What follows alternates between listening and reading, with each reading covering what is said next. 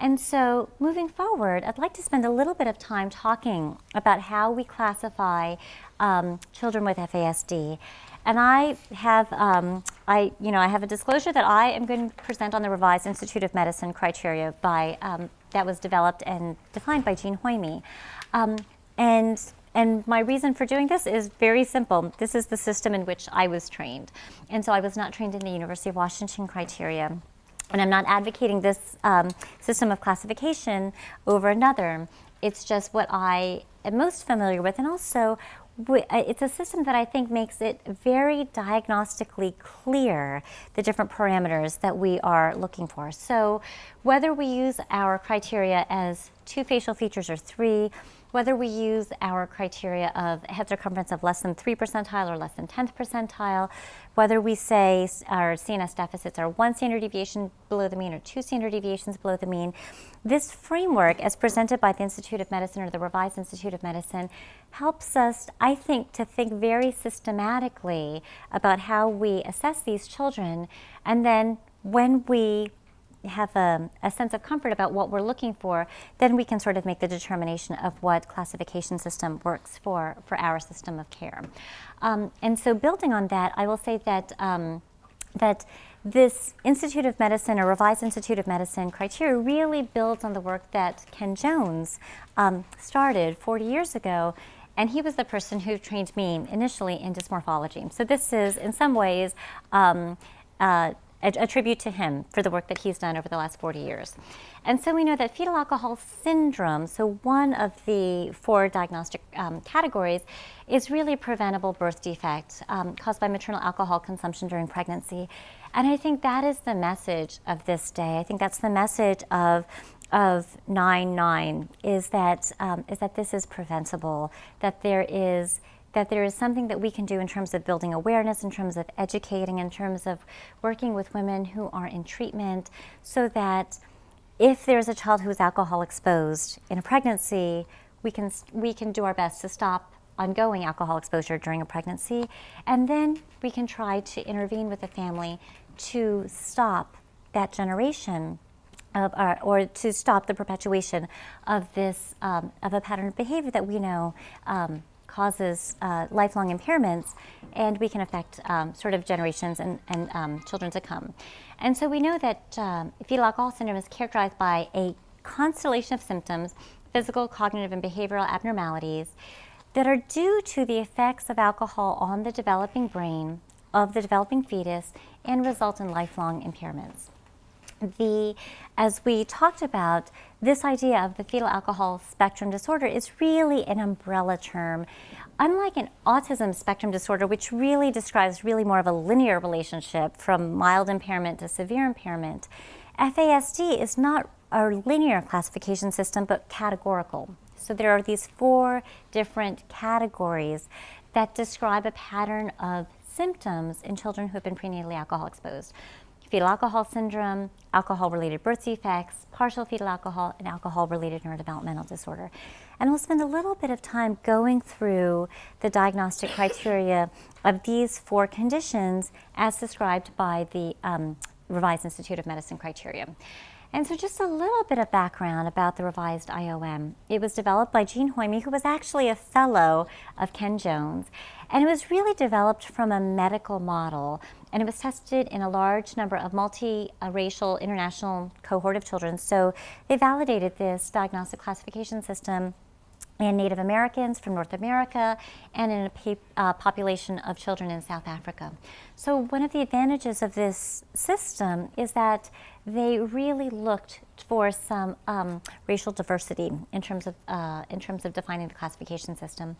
It is, as you'll see, it's a very straightforward diagnostic classification system. You're looking for these very defined criteria. Is there alcohol exposure? Yes or no? Is there growth restriction less than the 10th percentile? Yes or no? Are there the presence of facial features, 2 out of 3? Yes or no? Was there some pattern of CNS deficits, microcephaly, or cognitive behavioral abnormalities? Yes or no? And so from a training, learning, and a classification system, it's very user-friendly. And the other advantage of this system is because it originated from a medical model, because this system was defined and described by geneticists, they have an awareness that a pattern of symptoms, whether it's physical symptoms, neurological symptoms, behavioral symptoms, can have multiple origins. And so this system takes into account the effects of genetic influences. Is this a genetic disorder? Is this a familial inheritance? So this is a mother who had a history of learning disabilities and who has a history of psychiatric disorders. And so what we're seeing in terms of the learning behavior problems are really a reflection of that genetic inheritance of those vulnerabilities. And this system includes the possibility that there are other environmental or teratogenic exposures that can account for this pattern of symptoms. And so this Institute of Medicine and Revised Institute of Medicine criteria have the 4 categories that look at different qualities. So is there confirmed alcohol exposure? Are there facial anomalies? Is there growth retardation, evidence of CNS dysfunction, any cognitive or behavioral abnormalities, and are there the presence of birth defects? And what you'll notice from this chart, which is a little bit, maybe a little bit confusing, but not so, hopefully not so much, what you'll notice is that in terms of confirmed alcohol exposure, there are 2 criteria that absolutely require alcohol exposure, and that's ARBD and ARND. You must have confirmed alcohol exposure for those 2 diagnoses. You can make a diagnosis of FAS and partial FAS without alcohol exposure. Regarding facial features, there are 3 diagnoses that require facial features, and that's FAS, partial FAS, ARBD. So if you have a child without facial features, the only diagnosis that you can entertain if there's confirmed alcohol exposure is ARND. Regarding growth restriction, you have to have growth restriction for fetal alcohol syndrome. That's the only one where it's required. You can have it for partial FAS, but it's not required. Regarding microcephaly, you must have it for FAS, fetal alcohol syndrome. You can possibly have it for partial FAS or ARND. So for fetal alcohol syndrome, so again, we're using the Revised Institute of Medicine criteria. These are the 4 things. And so as providers and practitioners in the field, regardless of our discipline, and this is the strategy that I take with pediatric residents who rotate through our fetal alcohol clinic in Michigan. As I say, when you're meeting with families, these are the 4 things that we need to ask about. Is there confirmed alcohol exposure? Yes or no? For FAS, you don't have to have confirmed alcohol exposure if you meet the other 3 criteria. And so the other 3 criteria are abnormal facial features, so either short palpebral fissures or a smooth philtrum and a thin upper lip, and we'll talk about how do we grade those. Evidence of growth deficiency, so at any point in time, prenatally, postnatally, less than or equal to the 10th percentile. So in our babies that are born prematurely, we have to correct for the prematurity when we are thinking about growth restriction. And this is where it's difficult, because if a child was born SGA, small for gestational age, if this child was maltreated in foster care and didn't eat and there was some chronic malnutrition, how do we disentangle those growth deficiencies that are environmental? So poor maternal nutrition. This is a mother who was pregnant who had chronic hypertension, and we know that when there's chronic hypertension, those babies are often growth restricted. How do we disentangle the environmental effects on growth from the alcohol effects on growth? I think this is where the field is still trying to grapple with some of that. But from a diagnostic classification system, we look for growth deficiency. From a CNS dysfunction for FAS, we look for 2 things. Microcephaly, so per the Revised Institute of Medicine criteria, head circumference less than the 10th percentile, or some evidence of structural abnormality, which we usually see on an MRI. So taking what I would call the Delta Airlines approach, so the view from 30,000 feet above, this idea of structural abnormalities is often only identified on MRI. And MRIs are not, so MRI is magnetic resonance imaging, it's our picture of the brain, and it allows us a sense of what the structural characteristics of the brain are, how big the corpus callosum is, what the cerebellum looks like, what the myelination pattern looks like. It's not typically something that we do, even diagnostically, in kids who come to our clinic, unless they are demonstrating an abnormal neurologic exam. So this idea of using structural abnormalities as part of our diagnostic criteria, it's tricky if we're not consistently looking for structural abnormalities. So from our standpoint, really what we're looking for FAS is microcephaly. When we think about partial FAS, again, those same four criteria. Was there confirmed alcohol exposure in the Revised Institute of Medicine criteria? You don't need it if they have full facial features. So again, full facial features, you need 2 out of the 3. Small palpebral fissures, smooth philtrum, thin upper lip, and 1 or more of the following. So if you have full face, you need either the growth deficiencies or CNS dysfunction, which is described as microcephaly, or structural abnormalities, or some sort of neurologic condition, such as seizure disorder, so like a hard neurologic sign, or what is described as a complex pattern of behavior or cognitive abnormalities, which the Institute of Medicine, Revised Institute of Medicine, describes what are some areas of deficit, but it's still evolving in terms of how those deficits are quantified. When we think about alcohol-related birth defects, this is one where you must have confirmed alcohol exposure, and you must have those full facial features. So again, same 3 characteristics for facial features: small eyes, smooth lip, smooth philtrum, thin upper lip, and either 1 or more major malformations, so a malformation or dysplasia of either the heart, lungs, bones, skeletal system, kidneys, vision, hearing, or 2 or more minor abnormalities. And I'll show you on the next slide what some of these minor features are. So one of the minor features is railroad track ears. So when you're looking at the ears, you're looking for this extra ridge of cartilage. What you'll notice is where the arrow is, everyone has this upper ridge of cartilage that goes from the antihelix, the tragus to the helix. Everyone has that upper ridge. I know you guys are probably looking at your neighbor's ears right now. But and it's that lower ridge of cartilage that doesn't go all the way across. And what you'll see is in these kids with the railroad track ears, and the reason it's called railroad tracks is because you have these 2 parallel ridges of cartilage that look like railroad tracks. You see these, that lower ridge of cartilage goes all the way across. And so that's pretty pathognomonic, that there was a history of prenatal alcohol exposure.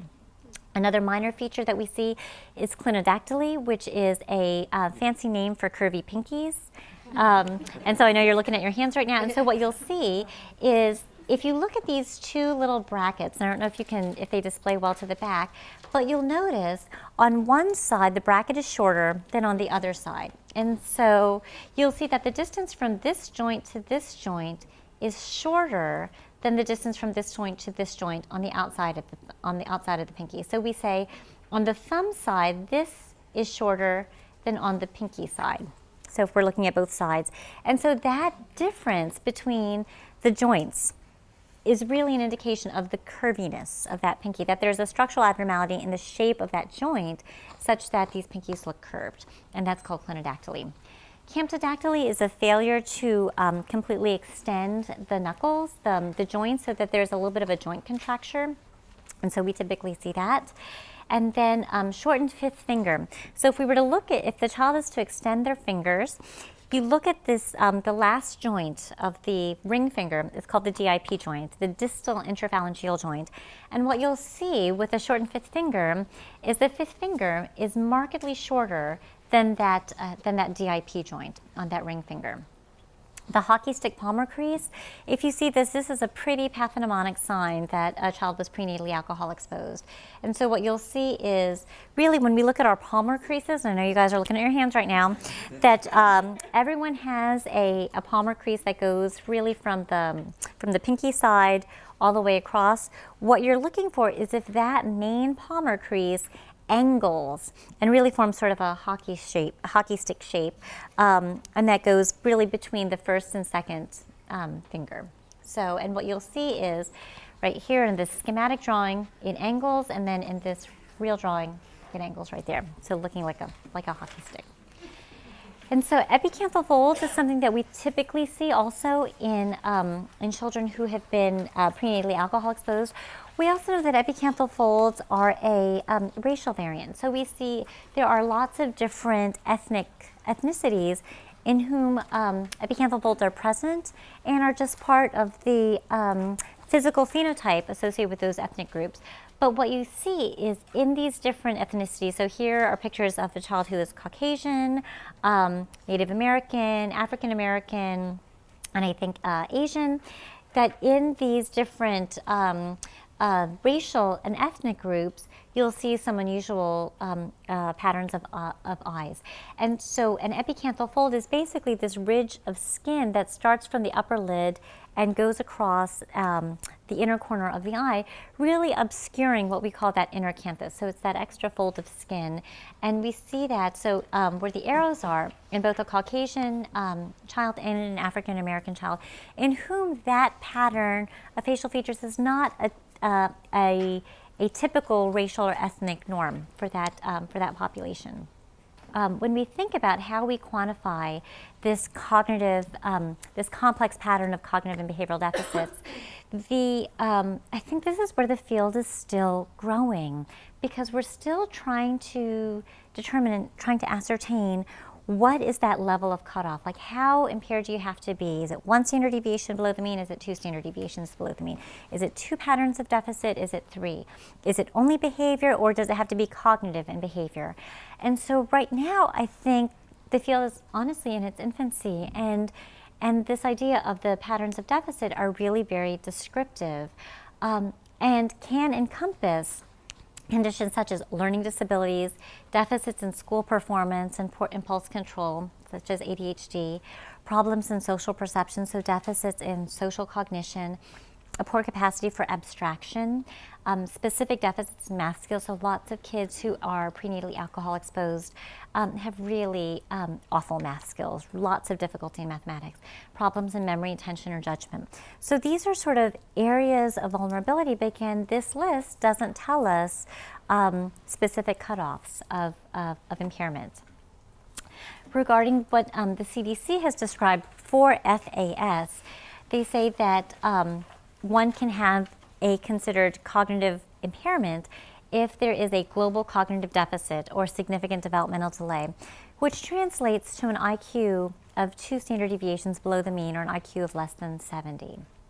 In addition, other patterns of deficits that have been described, and this is mostly from the Canadian guidelines, are deficits in 3 functional domains. So that can be characterized by what they call specific learning disorders, often in math and visual spatial skills, an uneven profile of their cognitive skills, poor academic achievement, and a discrepancy between their verbal and nonverbal skills. These kids often have some pattern of motor function delays or deficits. These kids often have deficits and difficulties with their visual motor integration and visual spatial coordination. They have often delayed motor milestones. They have difficulty with writing and drawing. They are often clumsy. They have poor balance and poor dexterity. And these are kids that really have both gross and fine motor deficits. So this was a kid that I saw in my FAS clinic. And so I said, I think he was turning 6. And so I said, oh, that's great. Are you going to have a birthday party? He's like, yes, I'm going to have a birthday party. And I said, terrific. Draw me a picture of your birthday party. And so I want you to just sort of take a, so this is an almost 6-year-old, and tell me what you think about sort of the quality of this drawing. So you've got an ice cream cone, you've got a present, you've got a hand, you've got a foot, you've got a shoe, the letter B, and then a snowman. So I guess, granted, this is Michigan, so we have snow 9 months of the year, so of course a snowman comes to the birthday party. So what you'll notice is this snowman is very primitive. If you were just looking at the elements in the drawing, I mean, that's really a drawing that you would see probably for about a 4-year-old, 3.5 to 4-year-old, very, very primitive, not really like a 6-year-old. And then you look at this visual spatial organization, and there's no sense of order in this. And this is a birthday party. There's no cake, And so there is that sense of the visual construction, visual spatial deficits. This is a child that I think has some pretty notable impairments, not the least of which is just some fine motor weakness. When we think about other CNS deficits that we see, and this is probably something that you guys encounter in the families that you work with, lots of deficits in executive function and lots of deficits in attention regulation and in judgment and in planning. So these kids have really poor organization and poor planning. They have limited concrete thinking. They have a lack of inhibition. They have difficulty grasping cause and effect. They have difficulty delaying gratification. They have problems with multi-step directions, poor judgment, and an inability to apply knowledge to new situations. These kids are not getting into trouble because they have a thin lip and a smooth philtrum and small eyes. Like, that's not why these kids are failing. These kids are failing because they can't understand the consequences of their actions. They are not functioning out of a sense of malfeasance. They're not behaving in a way that comes from a malevolent intent. They really don't have what I call the frontal lobe brakes. You know, we have our prefrontal cortex. You've got these frontal lobe brakes that say, oh, that is not a good idea. I know you want to take your scissors and cut Susie's pigtails, you know, who is sitting right in front of you. Not a good idea. Wouldn't be smart, wouldn't be prudent. And but they don't have that frontal lobe brakes to say, you know, shouldn't do it. And so a lot of these kids think really concretely about things. And so this is a little guy that I saw in my fetal alcohol clinic. And so he drew a picture of his favorite friend, which is SpongeBob SquarePants. And I have to say, like, I think this is a pretty good SpongeBob SquarePants. It looks, you know, a whole lot like the cartoon. And so looking at his visual-spatial skills and his fine motor skills, I think it's pretty good. There's a lot of detail in this picture. But does anyone notice something that's different about this SpongeBob SquarePants? Like, he's not wearing any pants. So this is about the sort of the vulnerabilities of kids who are alcohol exposed and how they think really concretely. So his SpongeBob SquarePants doesn't have pants, and in the middle of his picture, you'll see he draws the male genitalia. He draws the male phallus. And so, you know, this is a kid who is 6. And so it's just thinking very concretely, oh, he's not wearing any pants, and so when you don't wear pants, this is what you see.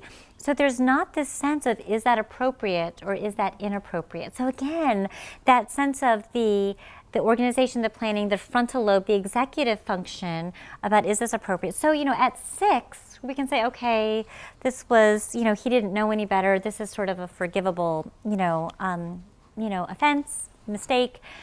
So let's fast forward 10 years and let's think about if this is the concrete way in which he's seeing the world, this kind of perception can get him into some trouble. And so that's why we often see these kids with FASDs who get into difficulties with the juvenile justice system because they don't understand cause and effect. They don't have a sense of what is socially appropriate and socially inappropriate, and they can get into some trouble. And so these kids can also demonstrate deficits in other functional domains such as attention and hyperactivity problems. ADHD is often comorbid with FASDs. These kids have social skills problems, so again, not having really poor social cognition, understanding social awareness. These kids have sensory sensitivities, lots of sensory issues, lots of pragmatic language problems, so again, not using language appropriately in a social context, and these kids often demonstrate memory deficits. So one of the things that we see in neuropsych testing are really these memory deficits. They will forget things that they've already learned. When we do specific tests of working memory, they have deficits in their visual working memory and auditory working memory and delayed working memory. And so as a result, these kids can often have difficulty, or parents report difficulty in parenting them. They're like, oh, I have to tell him the same thing over and over again. He can't learn. I don't know, like, what am I doing wrong? Like, I feel like a broken record. And then often their lack of follow-through is perceived as defiance. Oh, he's just being a bad kid. He's not listening to me because I've told him this 1,000 times. And the problem is, every time you tell them, it's like they're hearing it for the first time. And so because of this difficulty in consolidating memory, and you'll see when we look at some of the structural differences, this part of the brain that's responsible for consolidating memory is the hippocampus. And so we'll see in a few slides that there are structural differences in the hippocampi of children who are alcohol exposed. And so, so I have to say, the Delta Airlines view, of these children is that it's not their fault. You know, they have a vulnerability because of a brain that is just wired differently because of a teratogenic exposure that they had in utero. And so we have to, I think, have that understanding that these are children that are who don't have complete control over some of the things that they do. And so it means that we have to be really proactive in terms of providing them the supports early and providing them in an ongoing way. And so when we think about the neurodevelopmental consequences of intrauterine alcohol exposure, they are really varied. You know, they can include cognitive impairment and learning disabilities, motor problems and incoordination, social skills deficit, visual motor impairments, language deficit, sensory integration disorder, attention and behavior problems, memory deficits, and executive function. And what we see is that those are school-age symptoms. You know, a lot of times these symptoms are what you see in children who are 6 and older. So what about those of us who work with little guys, the infants and toddlers? You know, those infants and toddlers don't have executive function. They don't have pragmatic problems because, you know, many of them are still have emerging language skills. And so what we're going to see in these little guys are attention and behavior problems. They can present with some fine motor deficits and language deficits. So often they'll present with some language delays. A lot of these kids present with self-regulation concerns. So these are the little ones who have difficulty being soothed. So when we think about the big self-regulatory domains, it's eating, sleeping, and emotional regulation, and that's where these kids have difficulties. These kids can have some gross motor delays and often present with developmental delays. And so this conundrum, I think, and maybe this is how you guys are feeling, you know, after we've gone through these different diagnostic systems, after we've gone through these different criteria, after we think about these different pattern of CNS deficits, which you'll notice is very varied. It's not one size fits all, you know. So in contrast to a diagnosis like autism, where there are 3 patterns, you know, 3 areas of deficit: social, communication, behavior, those 3, what you see is a much more complex pattern of neurocognitive, neurobehavioral impairments in kids who have been alcohol exposed. It's not one size fits all, and I think that's what makes it diagnostically very complex. And so maybe this is kind of how you feel in this process of diagnosing FASD. So I want to say, hang in there, keep hope. So it is, what I'd like to do now is sort of switch gears a little bit and talk a little bit more about the facial dysmorphology, about FASD, specifically about FAS. Like, how do we identify these facial features? Because for those of you who are out in the field, this might be what you see. This might be the first step in getting a child diagnosed, is because you're noticing that there are some unusual facial features in this child that maybe no one else knew. And maybe you could be the first person to start the dialogue and say, I wonder whether, because this is a child who was adopted or was in foster care, I wonder if prenatal alcohol exposure might play a role in this child's behavioral and developmental vulnerabilities.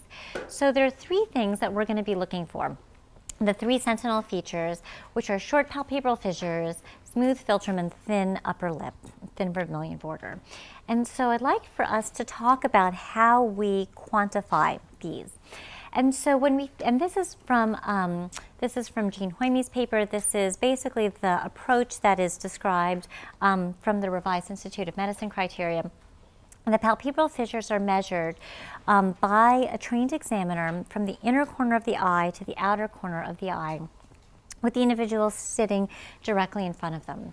The ruler is curved to the along the shape of the face, and it's measuring basically the inner corner of the eye to the outer corner. So what you'll notice is if you were standing across and you hold the ruler out, you're going to get a shorter line than what you would get if you canted the ruler across the shape of the face.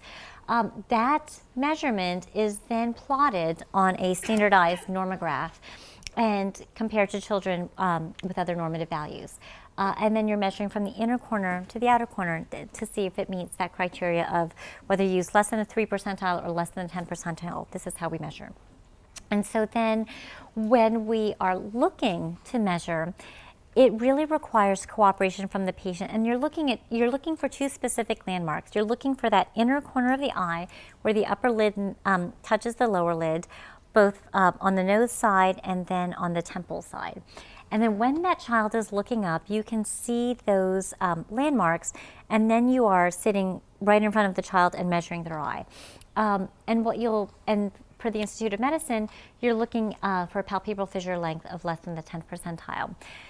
What we find diagnostically is this is the hardest thing to do because it requires patient cooperation. Try doing this in a screaming 15-month-old. Don't worry, sweetie, this isn't going to hurt a bit. I'm just going to come really close to you and measure your eyes. Oh yeah, okay, all bets are off. So, and what you'll notice is in this lower picture, this child is looking ahead, and because she has a little bit of a hooded lid, you can't see that outer corner very well. And so positioning is really, really important. And so these are some of the diagnostic challenges that we deal with every day in clinic. When we are looking at the other facial features, and these are the things that you guys can do.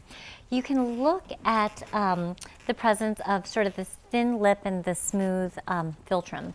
And so Astley and Claren really did this field a great, great service by coming up with what they call their Lip and Philtrum guide. And they have racially normed Lip and Philtrum guides for Caucasians and African Americans, and it describes the facial features on a 5-point Likert scale. And so what you'll notice is they're graded independently, the lip, and then separately the philtrum, and you'll notice that there is a different morphology of the lip, a different thickness of the lip, and then different smoothness of the philtrum. And so if we're looking at these different racially normed scales, you'll see that a thin upper lip is characterized by how full you can see these parameters. Are you seeing that Cupid's bow? And what you'll see in the more FAS affected facies is you lose the morphology of that Cupid's bow. That thin upper lip becomes very thin. It really narrows laterally. And then in a 5, in the most affected facies, you don't even see that upper lip at all. When we look at the philtrum, we look for the presence of these philtral ridges. And so these really, prominent pillars with that central teardrop. We can see in the 1s, 2s, and 3s, you can see the presence of those philtral ridges fairly well. You can see that presence of that central demarcation. In the 4s and the 5s, you really lose that morphology. And so scores of 4s or 5s are consistent with an FAS facies.